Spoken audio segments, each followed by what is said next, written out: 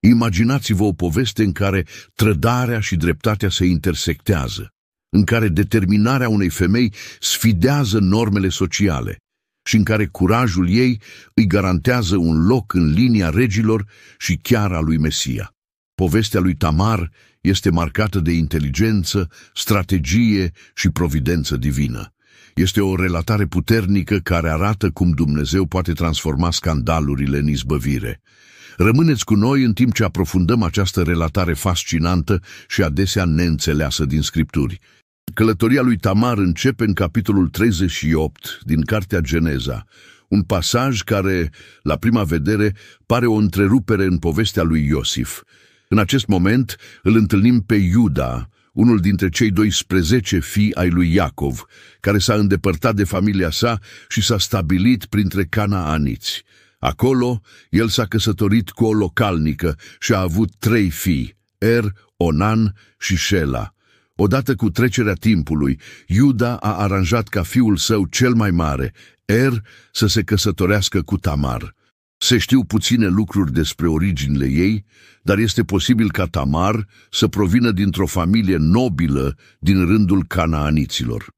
Ceea ce știm cu siguranță este că a fost o femeie cu o mare rezistență și determinare, caracteristici care îi vor defini povestea.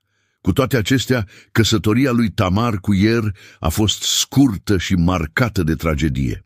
Biblia nu ne oferă multe detalii despre comportamentul lui Er, ci ne spune doar că era rău în ochii Domnului și de aceea Dumnezeu i-a luat viața. Această relatare lasă multe întrebări fără răspuns. Ce fel de răutate a practicat Er? A fost crud cu Tamar sau comportamentul său reprobabil a implicat și alte aspecte ale vieții sale?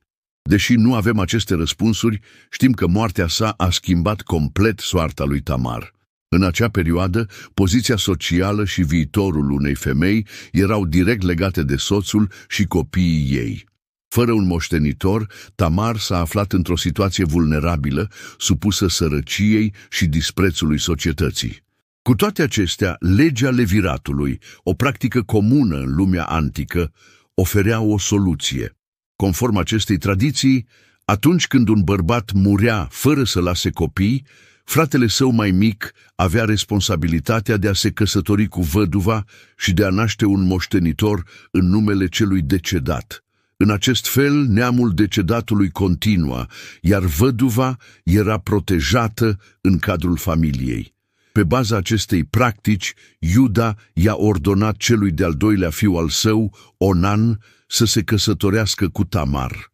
Cu toate acestea, Onan nu a avut niciun interes în a-și îndeplini obligația. El știa că orice copil pe care l-ar fi avut cu Tamar nu ar fi fost considerat al său, ci al lui Er, și că acest lucru i-ar fi diminuat partea sa din moștenirea familiei. Din acest motiv, el a împiedicat în mod deliberat concepția, evitând să genereze urmași pentru fratele său mort. Acest act egoist și lipsit de respect l-a înfuriat pe Dumnezeu și, la fel ca Er, Onan a fost și el ucis. Acum Tamar s-a trezit și mai fragilă. Văduvă de 2 ori și fără copii, ea se afla într-o poziție periculoasă, depinzând de bunăvoința familiei sale pentru protecție și întreținere.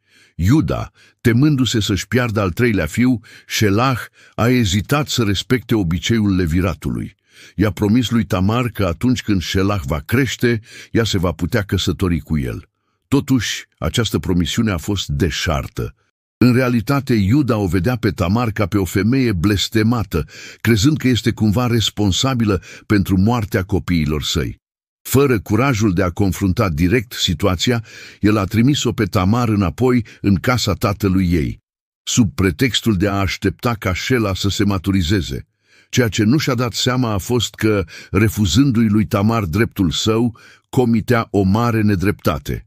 Timpul a trecut și Tamar și-a dat seama că a fost înșelată.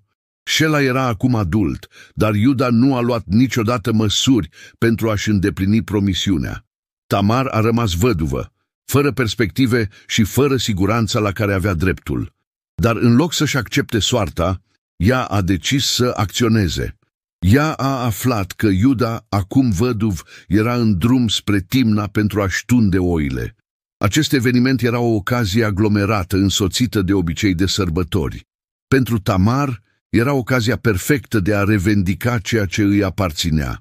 Hotărâtă, ea a pus la cale un plan îndrăzneț. Tamar și-a dat jos hainele de doliu și s-a acoperit cu un văl, ascunzându-și identitatea.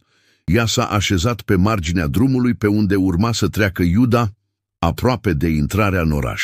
Îmbrăcată astfel, ea ar fi putut fi confundată cu o prostituată de cult, ceva obișnuit în ritualurile religioase ale popoarelor din acea regiune.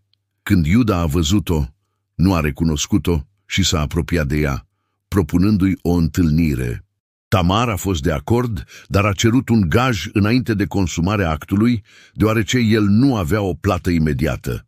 Ca garanție, ea a cerut 3 dintre obiectele personale ale lui Iuda: sigiliul său, cordonul său și toiagul său. Aceste obiecte erau simboluri ale identității și autorității lui Iuda, ceva comparabil cu o semnătură din zilele noastre. După întâlnire, Tamar s-a întors acasă și-a scos vălul și și-a reluat hainele de văduvă, așteptând consecințele acțiunii sale. La scurt timp după aceea, ea și-a dat seama că este însărcinată.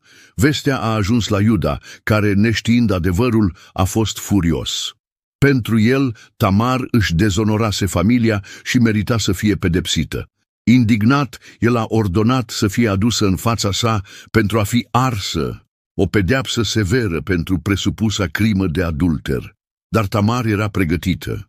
În momentul punerii sub acuzare, ea i-a trimis lui Iuda obiectele pe care le primise drept gaj și a declarat: sunt însărcinată cu bărbatul căruia îi aparțin aceste lucruri. Când a văzut obiectele, Iuda nu a putut nega adevărul. Realitatea l-a lovit ca o lovitură. El însuși era responsabil pentru sarcina lui Tamar. În fața tuturor, Iuda a declarat: ea este mai dreaptă decât mine, pentru că nu i-am dat-o lui Șela, fiul meu. Cu această mărturisire, el și-a recunoscut vina și nedreptatea pe care o comisese. Tamar, care urma să fie condamnată, a fost complet reabilitată în fața familiei și a comunității sale. Această răsturnare de situație nu numai că a salvat-o pe Tamar, dar a schimbat și cursul istoriei lui Iuda. El, care acționase anterior în mod egoist și irresponsabil, a fost forțat să își recunoască greșelile. Curajul și viclenia lui Tamar au scos adevărul la lumină, expunând ipocrizia și determinându-l pe Iuda să își recunoască greșelile. Lunile au trecut, iar Tamar a ajuns la momentul nașterii. Spre surprinderea ei, ea nu aștepta un singur copil, ci gemeni. În timpul nașterii s-a întâmplat ceva neobișnuit. Unul dintre copii a ieșit din pântece, iar moașa i-a legat repede un fir roșu în jurul încheieturii mâinii pentru a-l marca ca fiind primul născut. Cu toate acestea, el s-a dat înapoi, iar fratele său s-a născut înaintea lui. Acest băiat a fost numit Perez, ceea ce înseamnă cel care rupe, pentru că a rupt ordinea naturală a nașterii. Cel de-al doilea copil, care inițial părea să fie primul născut, a primit numele de Zerah. Acest detaliu al nașterii gemenilor poartă un simbolism profund, reflectând un model recurent în Scriptură, în care Dumnezeu alege căi neașteptate pentru a-și îndeplini scopurile. Povestea lui Tamar, care a început cu durere și nedreptate, s-a încheiat cu izbăvire și scop. Copiii ei au continuat linia lui Iuda, care va duce mai târziu la nașterea regelui David și, secole mai târziu, a lui Iisus Hristos însuși. Tamar, o femeie care părea destinată uitării, a devenit o figură esențială în povestea răscumpărării. Curajul și inteligența ei au sfidat convențiile și i-au asigurat locul în planul divin. Chiar și în mijlocul adversității, ea nu a renunțat să lupte pentru ceea ce îi revenea de drept, iar perseverența ei i-a transformat destinul. Povestea lui Tamar nu numai că i-a schimbat propriul destin, dar a transformat și traiectoria lui Iuda. Din acel moment, vedem un bărbat diferit de cel care și-a înșelat nora și a tratat-o ca pe un blestem. Iuda a început să acționeze mai responsabil și a devenit un actor cheie în istoria poporului lui Israel. Impactul acestei schimbări poate fi văzut mai târziu, când Iuda și frații săi se confruntă cu o criză majoră.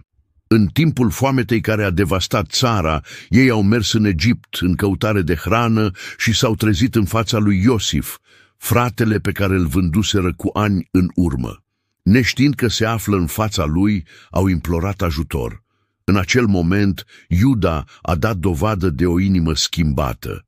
Într-un act de sacrificiu, el s-a oferit drept garanție în locul fratelui său Beniamin, un lucru de neconceput pentru Iuda de cu ani în urmă. Acest gest a arătat că învățase din greșelile sale și că se maturizase. Întâlnirea sa cu Tamar a fost punctul de cotitură care l-a făcut să devină un om mai drept, demn de poziția sa viitoare în istorie. Dar moștenirea lui Tamar nu s-a limitat la schimbarea lui Iuda. Fiii ei, Perez și Zerah, au marcat începutul unui neam care va deveni fundamental în istoria biblică. Perez, în special, a căpătat un rol proeminent. De-a lungul Vechiului Testament, descendenții săi au devenit principalii dintre triburile lui Iuda.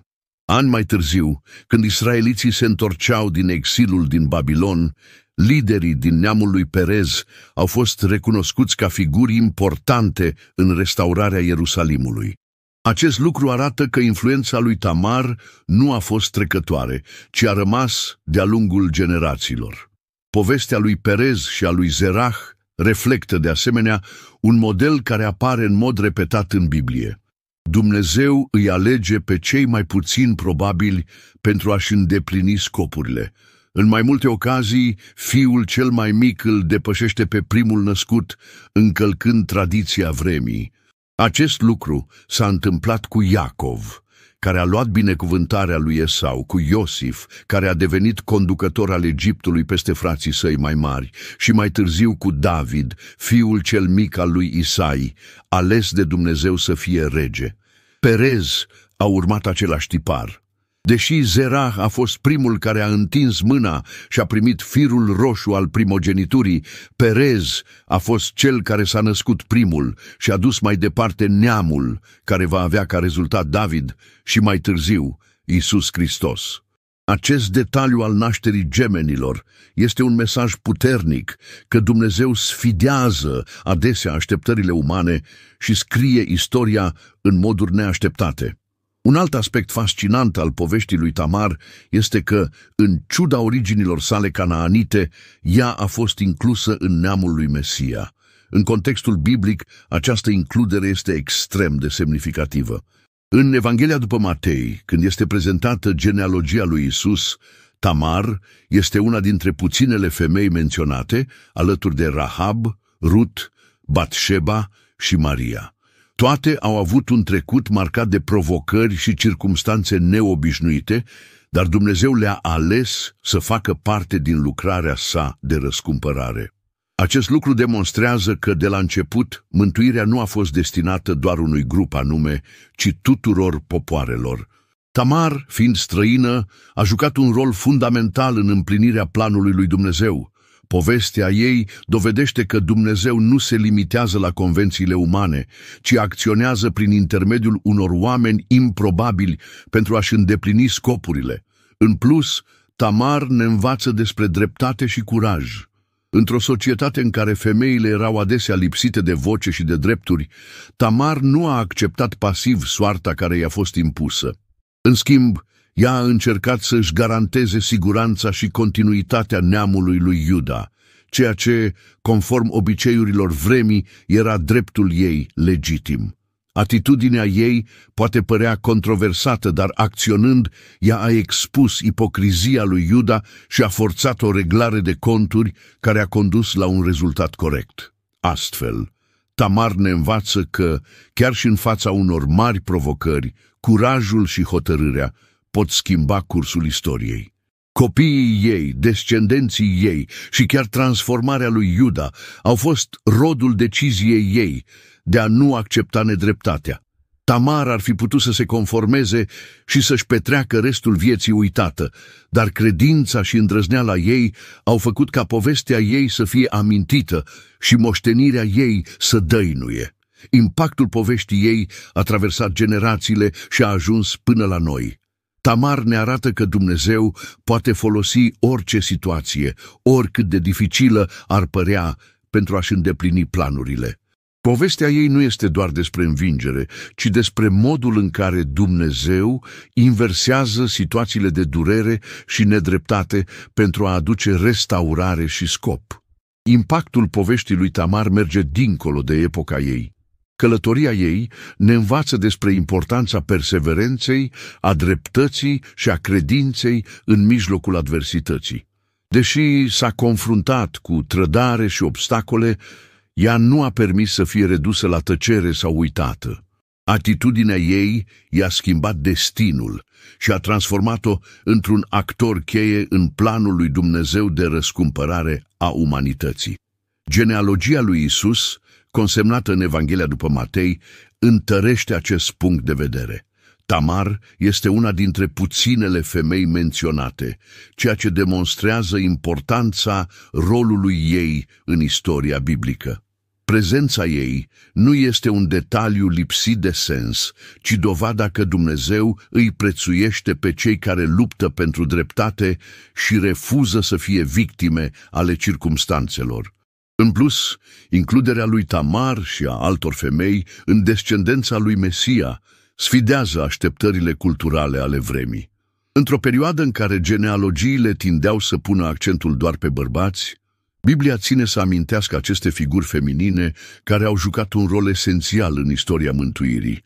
Acest lucru ne arată că Dumnezeu nu se limitează la normele impuse de societate, ci acționează în moduri surprinzătoare pentru a-și îndeplini scopurile. Un alt aspect care merită evidențiat este simbolismul nașterii lui Perez și Zerah. Modul neașteptat în care Perez a venit pe lume reflectă un model recurent în Biblie, în care Dumnezeu îi alege adesea pe cei puțin probabili pentru a conduce. Acest lucru întărește ideea că planul divin nu urmează regulile umane, ci se manifestă în moduri care sfidează așteptările și învață lecții importante despre umilință și scop. Povestea lui Tamar ne amintește de asemenea că Dumnezeu este un Dumnezeu al dreptății. În ciuda dificultăților cu care s-a confruntat, Tamar nu a fost uitată. Lupta ei pentru drepturile sale a fost recunoscută și a dus la restabilirea ei în cadrul familiei lui Iuda. În același mod, Dumnezeu continuă să lucreze în favoarea celor care sunt nedreptățiți și care îi caută intervenția cu credință și determinare. În plus, rezultatul acestei povestiri ne oferă o lecție despre pocăință și transformare. Iuda, care inițial a acționat egoist și iresponsabil, și-a recunoscut greșelile și și-a schimbat comportamentul. Acest proces de răscumpărare este un mesaj puternic despre modul în care Dumnezeu poate transforma inimile și restaura relațiile, chiar și după eșecuri grave. Impactul acestei învățături s-a extins de-a lungul generațiilor. Tribul lui Iuda a devenit neamul regilor lui Israel, culminând cu nașterea lui Isus Hristos. Aceasta înseamnă că, fără curajul și inteligența lui Tamar, istoria ar fi putut lua un curs diferit. Acțiunea ei a fost esențială pentru ca planul lui Dumnezeu să fie îndeplinit. În cele din urmă, povestea lui Tamar ne învață că Dumnezeu poate folosi orice circumstanță pentru a-și îndeplini planurile. Chiar și atunci când totul pare pierdut, El lucrează în mijlocul dificultăților pentru a aduce izbăvire și scop. Povestea lui Tamar este dovada că Dumnezeu poate transforma suferința în victorie și poate face chiar și cele mai nefavorabile situații să servească unui scop mai mare. Dacă această poveste v-a inspirat, imaginați-vă câte alte lecții putem învăța explorând Scripturile. Rămâneți cu noi pentru mai multe povești incredibile care arată cum Dumnezeu lucrează în viețile oamenilor și își dezvăluie harul în moduri surprinzătoare. Nu ratați ocazia de a afla mai multe despre aceste povești fascinante. Abonați-vă la canal și activați notificările pentru a nu pierde niciun conținut. Haideți să descoperim împreună minunile Bibliei și să învățăm lecții valoroase pentru viața noastră.